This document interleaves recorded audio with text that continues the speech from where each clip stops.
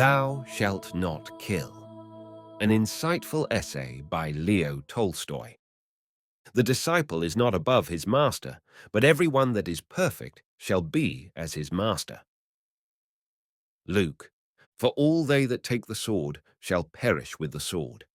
Matthew, therefore all the things whatsoever ye would that men should do to you, do ye even so to them.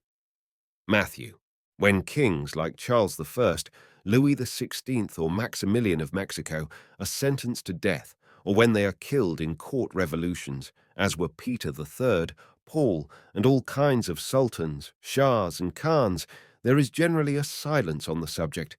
But when they are killed without a trial and without court revolutions, as was the case with Henry IV, Alexander II, the Empress of Austria, the Shah of Persia, and now Humbert, such murders rouse the greatest indignation and amazement among kings, emperors, and their retinues, as though these men did not take part in murders, did not make use of them, did not prescribe them.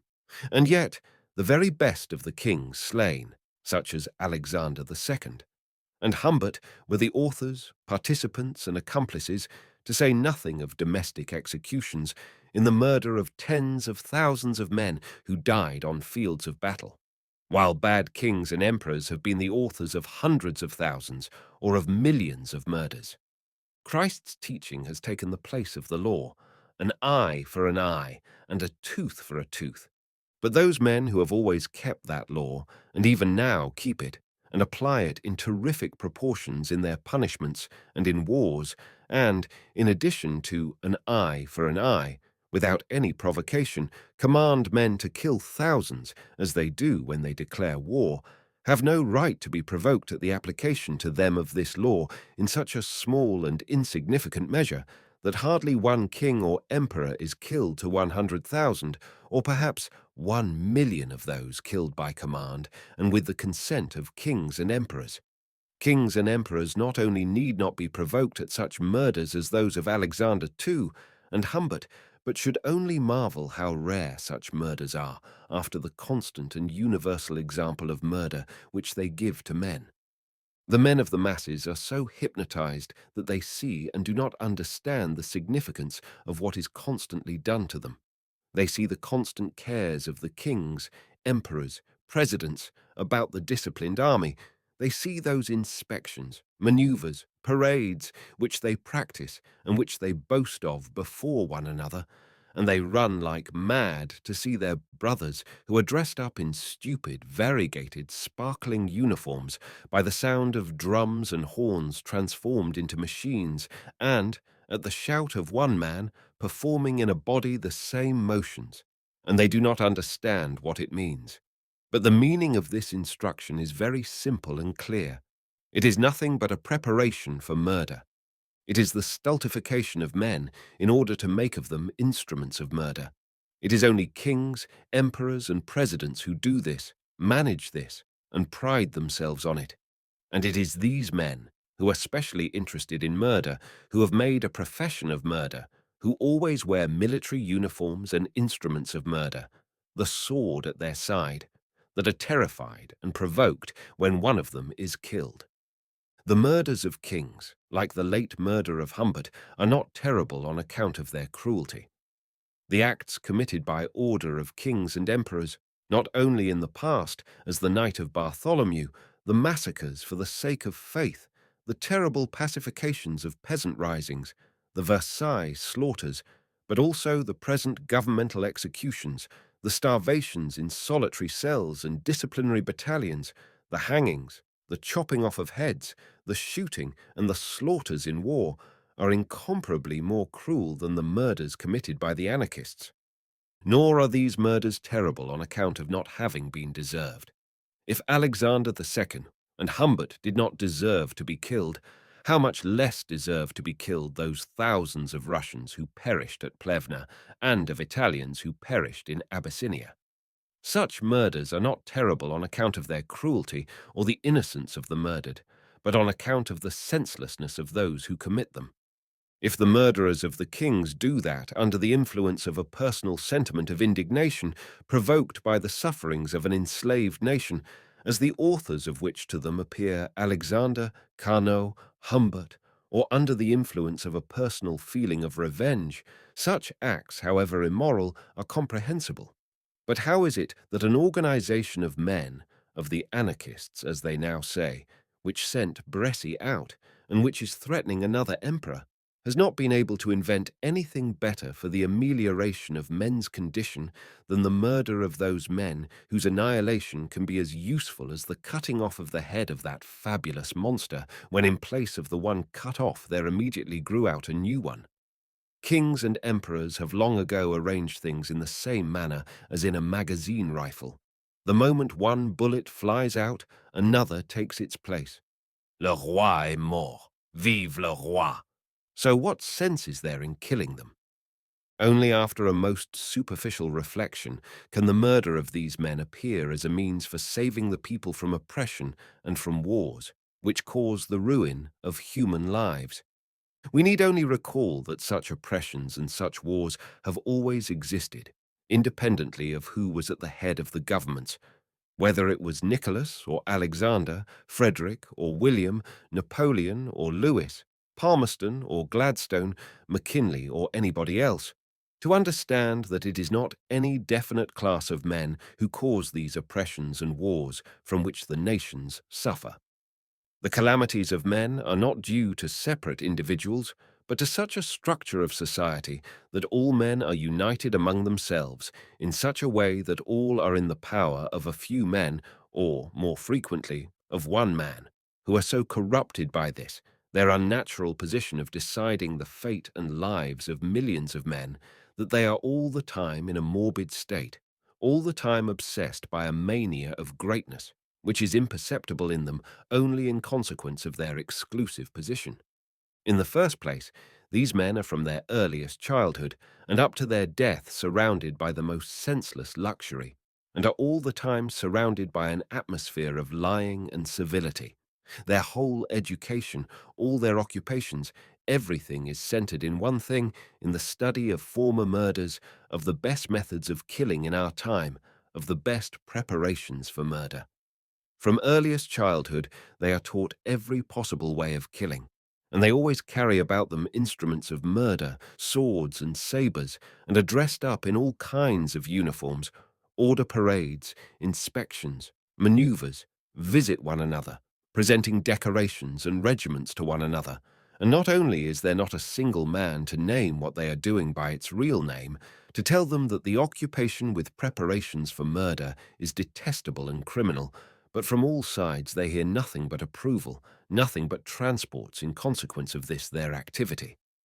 At every appearance of theirs in public, at every parade and inspection, a crowd of people runs after them, greeting them ecstatically, and it seems to them that it is the whole nation that is expressing its approval of their activity. That part of the press which they see, and which to them appears as the expression of the sentiments of the whole nation or of its best representatives, in the most servile manner proclaims all their words and acts, no matter how stupid and bad they may be. The men and women about them, both clerical and lay, all of them men who do not esteem human dignity, in their attempt to outstrip one another in refined flattery, are subservient to them in everything and in everything deceive them, giving them no chance to see real life. These men may live 100 years without seeing a real free man and without ever hearing the truth.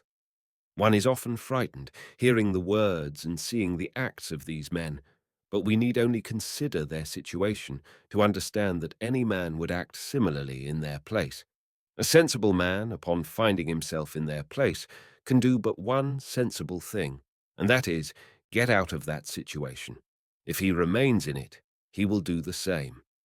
Indeed, what must be going on in the head of the German William, a narrow-minded, half-educated, vainglorious man with the ideal of a German Junker, when there is not a stupid and abominable utterance by him, which is not met by an ecstatic "Hoch," and is not commented upon by the whole press of Europe as something extremely significant. Let him say that the soldiers must by his will kill even their own fathers, and they shout, "Hurrah!" Let him say that the gospel ought to be introduced with the iron fist. Hurrah! Let him say that in China the army must not make any captives, but must kill all men, and he is not put into a lunatic asylum, but they shout hurrah and sail for China to execute his command. Or the naturally meek Nicholas II begins his reign by announcing to respectable old men, in reply to their expressed desire to deliberate on their affairs, that self-government is a senseless dream, and the organs of the press, the men whom he sees, extol him for it. He proposes a childish, stupid, and deceptive project of a universal peace, and at the same time makes preparations for increasing his army, and there is no limit to the laudations of his wisdom and virtue. Without any necessity, senselessly and pitilessly, he torments a whole nation, the Finns, and again he hears nothing but approval. He finally causes the Chinese slaughter, which is terrible for its injustice, cruelty, and incompatibility with the project of peace, and all people, on all sides, laud him simultaneously for his victories and for the continuation of his father's peaceful policy. Indeed, what must be going on in the heads and hearts of these men? Thus it is not Alexander, Humbert, William, Nicholas, and Chamberlain who guide the oppressions and wars of the nations, that are the authors of the oppressions of the masses and the murders in wars, but those who have put them in the positions of rulers over the lives of men and support them in these positions. And so Alexander, Nicholas, William, Humbert are not to be killed, but men are to stop supporting the order of society which produces them. What supports the present order of society is the egotism and stupidity of men who sell their freedom and honor for their insignificant material advantages.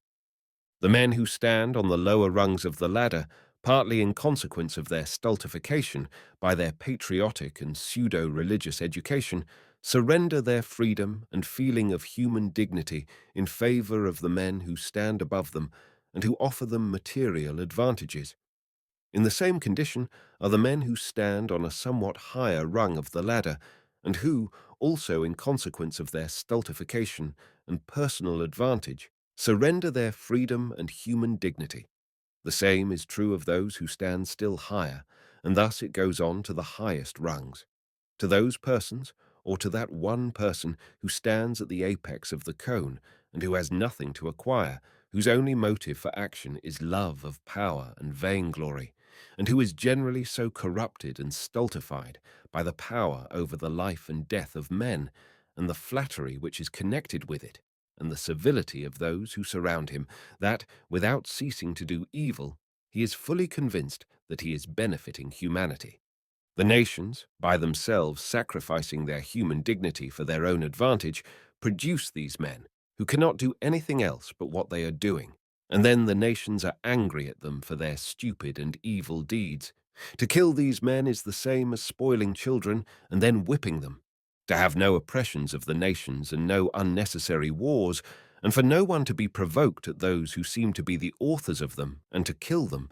Very little, it would seem, would suffice, namely, that men should merely understand things as they are, and should call them by their real names, should know that the army is an instrument of murder, and that the levy and maintenance of the army, precisely what the kings, emperors, and presidents are concerned about with so much self-assurance, is a preparation for murder.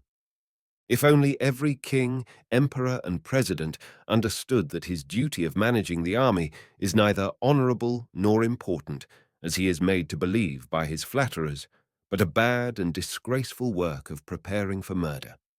And if every private person understood that the payment of taxes with which soldiers are hired and armed, and much more enlistment in the army, are not indifferent acts, but bad, disgraceful acts, not only an abetment of, but even a participation in murder, then the provoking power of the emperors, presidents, and kings, for which they are now killed, would die of its own accord. So we must not kill an Alexander, a Carnot, a Humbert, and others, but must explain to them that they themselves are murderers, and above all, we must not permit them to kill people, we must refuse to kill by their command. If men are not yet doing so, This is due only to the hypnosis, in which the governments carefully maintain them from a feeling of self-preservation. And so, it is not with murders that we can contribute to this. That men may stop killing kings and one another, the murders, on the contrary, intensify the hypnosis, but with an awakening from the hypnosis. That is precisely what I am attempting to bring about with this note. August 8th, 1900. Epilogue. Prohibited in Russia. An attempt was made to print this article in the Russian language in Germany, but the edition was seized in July 1903, and after a trial in the Provincial Court of Leipzig, August 1903, it was pronounced to be insulting to the German Kaiser, and all copies were ordered to be destroyed.